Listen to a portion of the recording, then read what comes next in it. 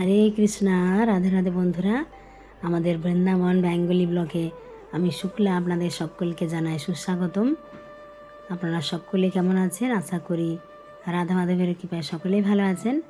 তো আমরাও ভালো আছি। তো আজকে বন্ধুরা আপনাদের জন্য নিয়ে এসেছি একটা অন্যরকম ভিডিও, কারণ আমাদের প্রায় অনেক ভক্তবন্ধুরা ফোন করেন এই বিষয়ে জানার জন্য। তো সেজন্য আজকের এই ভিডিও যে বৃন্দাবনে আপনারা কোথায় 1 টাকাতে থাকা এবং প্রসাদ পাওয়া, বৃন্দাবনে যায় কোন জায়গায়। তো অনেকগুলো জায়গা রয়েছে, তো আপনাদেরকে সেগুলো সব বলবো আজকে ধীরে ধীরে। আপনারা পুরো ভিডিওটা দেখতে থাকুন। আর যারা বন্ধুরা আমাদের চ্যানেল নতুন, তারা অবশ্যই আমাদের চ্যানেলটিকে সাবস্ক্রাইব করবেন আর ভিডিওটা সকলকে শেয়ার করে দেবেন, যাতে অন্য সকলে উপকৃত হয়। আর যারা বন্ধুরা বৃন্দাবন দর্শনের জন্য আসতে চান, আমাদের এখানে থাকা 3 টাইম প্রসাদ দর্শনের সুব্যবস্থা রয়েছে, আপনারা যোগাযোগ করবেন। তো দেখুন বন্ধুরা, বৃন্দাবন হলো ভগবান শ্রীকৃষ্ণ এবং রাধারানীর লীলাক্ষেত্র, তাই না? লীলাভূমি, জন্মভূমি। তো এখানে এমন অনেক স্থান রয়েছে, বলা হয় যে শাস্ত্রেও রয়েছে, এবং এখানে রাধারানীর কৃপা এবং ভগবান শ্রীকৃষ্ণের কৃপাতে কেউ অভুক্ত থাকে না, অর্থাৎ কেউ না খেয়ে থাকে না। তো বৃন্দাবনে আপনারা আসবেন কীভাবে বন্ধুরা? ওয়েস্ট বেঙ্গল থেকে। তো বৃন্দাবনে আসতে হলে আপনারা কলকাতা বা হাওড়া যে কোনো জায়গা থেকে যে ট্রেনে করে আসতে পারেন মথুরাতে হলো স্টেশন। আর মথুরা থেকে বন্ধুরা বৃন্দাবন হলো 13 কিলোমিটার, প্রায় 40 মিনিটের মতো লাগে বৃন্দাবন আসতে। তো আপনারা বৃন্দাবনও থাকতে পারেন কোনো জায়গায়, বা রাধাকুণ্ডও যেতে পারেন। রাধাকুণ্ডতেও অনেক আশ্রম রয়েছে, হ্যাঁ, যেখানে প্রসাদের ব্যবস্থা রয়েছে বা থাকা রয়েছে। তো আপনারা বন্ধুরা প্রথমে দেখুন, বৃন্দাবনে এমন অনেক জায়গা রয়েছে যেখানে দেখুন ফ্রিতে তো অনেক প্রসাদ পাওয়া যায়, তবে অনেকে কী করে যে ফ্রিতে প্রসাদ পাবো কেমন একটা, তো তার জন্য অনেকে কী করে, যার নিজের সামর্থ্য মতো 1 টাকা 2 টাকা 5 টাকা এরকম দিয়ে থাকে। তো সকালে দুপুরে বিকেলে এরকম প্রসাদের একটা টাইম থাকে, হ্যাঁ, সকালবেলা একটা টাইম থাকে, 1-1.5 ঘন্টা প্রসাদ দেওয়া হয়, বিকেলবেলা একটা টাইম থাকে, প্রসাদ দেওয়া হয়। তো বৃন্দাবনে বন্ধুরা আপনারা আসলে যেমন ভগবানের সাধন ভজন করতে পারবেন, যমুনা আরতিও দর্শন করতে পারবেন, অনেক পুণ্য লাভ হয়, ভগবানের অনেক কৃপা আশীর্বাদ লাভ করা যায়, অনেক স্বীকৃতি হয়। তো রাধারানীর বিশেষ কৃপা হলেই বন্ধুরা বৃন্দাবনে আসা যায়। তো দেখুন আপনারা বিভিন্ন জায়গাতে যে প্রসাদের ব্যবস্থা রয়েছে, যেমন বৃন্দাবনে রয়েছে ইস্কন মন্দির। তো ইস্কন মন্দির যে কৃষ্ণ বলরাম মন্দির, সেখানেও সকালে বিকেলে 2 টাইম ফ্রি প্রসাদ দেওয়া হয়, হ্যাঁ। কিন্তু অনেকে বলবে ফ্রি খাবো, তার চেয়ে কিছু টাকা দিয়েও অনেকে পায়। তবে যারা বন্ধুরা দর্শনের জন্য আসেন তাদের অনেক সময় হয় না কেন, কারণ দেখুন অনেকে দর্শনে বেরোন কটায়, 8টার সময়, আর প্রসাদ দেওয়া হয় মন্দিরে যেমন 9টা, 9:30, 10টা। তো প্রসাদ পেতে পেতে যদি আপনার 10:30, 11টা বেজে যায়, তাহলে মন্দির আবার বন্ধ হয়ে যায় 12:30টার সময়, তখন দর্শন বেশি হয় না। আবার বিকেলবেলাও ধরুন কেউ দর্শন করে আস্তে আস্তে যদি সন্ধ্যে 7টা বা 6টা, 7টা, 8টা বেজে যায়, আর প্রসাদ দেওয়া হয় কোনো জায়গায় 3টে, কোথাও 4টা, 5টা। তো সে যারা দর্শনের জন্য আসেন তারা যদি মন্দিরের অপেক্ষায় বসে থাকেন যে কখন আমাদের ফ্রি প্রসাদ পাবো, তখন অসুবিধা হয়। আর যারা পার্মানেন্ট আসেন, মনে করুন কেউ 6 মাস, 8 মাস, 1 বছর, বা কেউ 5-10 বছর, মানে পুরো সারা জীবন থাকবেন, তখন তারা কী করে, তারা তো আর বাইরে দর্শনে যায় না। তখন তারা কী করে, কোনো যেখানে প্রসাদ থাকে সকালে বিকেলে সেই টাইমে গিয়ে সেখানে উপস্থিত হয় এবং সেখানে ফ্রিতে প্রসাদ পায়। বা অনেকে কী করে, যেমন বিভিন্ন জায়গা রয়েছে গৌরী গোপাল, সেখানেও সকালে বিকেলে 2 টাইম ফ্রি প্রসাদ দেওয়া হয়, হ্যাঁ। এখানে কী হয় বন্ধুরা, দেখুন যেগুলো বড় বড় আশ্রম রয়েছে সেখানে অনেক ভক্তরা আছে যারা প্রতিদিন হাজার হাজার লক্ষ লক্ষ টাকা ডোনেশন করে, এবং সেই টাকা থেকেই কিন্তু ফ্রি প্রসাদ দেওয়া হয়। তো তাই সেই জন্য কী হয়, আবার সেখানে ব্যবস্থা রয়েছে কীরকম থাকা, অনেক ভক্তরা যাদের ধরুন থাকার কোনো জায়গা নেই, ভাবে কোথায় থাকবে, বা সেরকম টাকা পয়সা নেই, তখন সেখানে বন্ধুরা কী রয়েছে, একটা অনেক বড় হল রয়েছে। সেই হলে অনেকে কী করে মাদুর পেতে বা হ্যাঁ চাটাই পেতে সেখানে অনেকে থেকে যায়। আমরা আপনাদেরকে দেখিয়েছি অনেকবার যে হ্যাঁ গৌরীগোপাল আশ্রমে। তো দেখুন বন্ধুরা, যারা রয়েছে বৃদ্ধ মাতা, যেমন 60 বছরের উপরে যদি কোনো বৃদ্ধ মাতা থাকেন, তো সেখানে গৌরীগোপালে থাকার ব্যবস্থা রয়েছে কীরকম, তাদের মনে করুন কারো ছেলে মেয়ে দেখে না, বা তার পরিবারে কেউ নেই, তখন কেউ একজন এসে যদি লিখিত দেয় যে হ্যাঁ এনার কেউ নেই বা এনার কোনো ছেলে মেয়ে দেখে না, হ্যাঁ, তখন কিন্তু সেখানে অনেক মারা এরকম রয়েছেন, বৃদ্ধ মাতারা, সেই গৌরীগোপাল আশ্রমে থাকার ব্যবস্থা রয়েছে। আবার সেখানে প্রসাদও পাবে সকাল বিকেল 2 টাইম।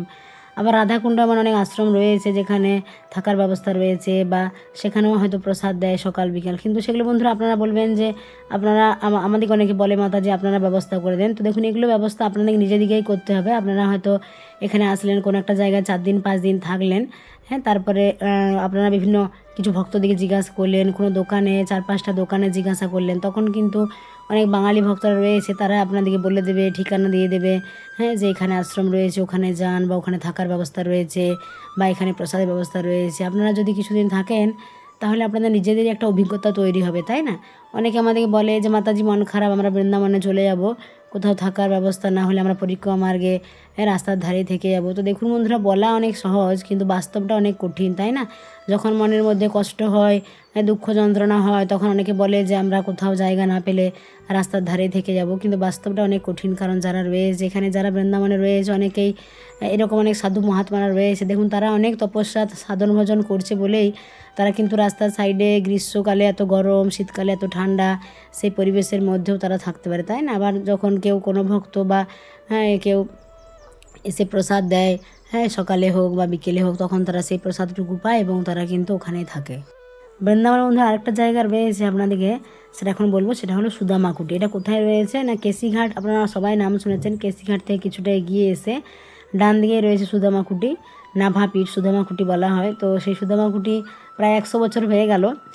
তো সেখানে বন্ধুরা কী রয়েছে, সেখানেও প্রসাদ ব্যবস্থা রয়েছে এবং এখানে আপনারা আবার থাকার ব্যবস্থা রয়েছে। তো সেখানে কীরকম নিয়ম রয়েছে, কোনো যারা মানে ধরুন একা মানুষ, হয়তো 50-60 এরকম বয়স হয়ে গেছে, কোনো ছেলেরা প্রভুজিরা, তো সেখানে সন্ত যারা সাধু, অনেক সাধু মহাত্মারা থাকে। তো আপনারা যদি সন্ত সাধু মহাত্মার মতো জীবনযাপন করতে চান, সেখানে হয়তো ভোরবেলা 3টে 3:30টার সময় ওঠা, মানে ভগবানের আরতি দর্শন করা, তারপরে সাধন ভজন করা, সারাদিন যে ভগবানের কীর্তন হয় সে অংশগ্রহণ করা, এবং মন্দিরে বিভিন্ন সেবা থাকে, আপনারা সেই সেবাগুলোও করতে পারেন।